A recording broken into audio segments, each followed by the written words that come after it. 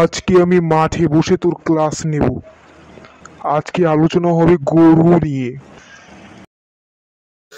কি স্যার, গরু ইংরেজিতে রচনা বলতে হবে? এটা তো আমার কাছে বাম হাতের খেলা।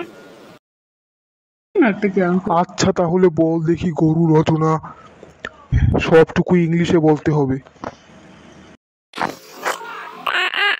Cow is a international domestic animal. It সবুজ সবুজ grasses and they eat take জাবর কাটা and হজম eat খাবার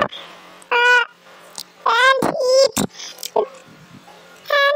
then teeth have a lot of teeth that হজম eat খাবার and it is very very লম্বা and বড় হয় সাইজে then it has a লম্বা লেজ that kill মশা মাছি।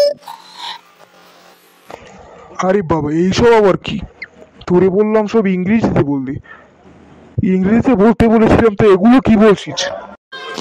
কি স্যার, আমার ভুল হয়েছে, তাহলে আবার বলবো? না না, থাক থাক, আর বলার দরকার নেই। আমার বোঝা হয়ে গেছে তুই কি ইংরেজি বলবি।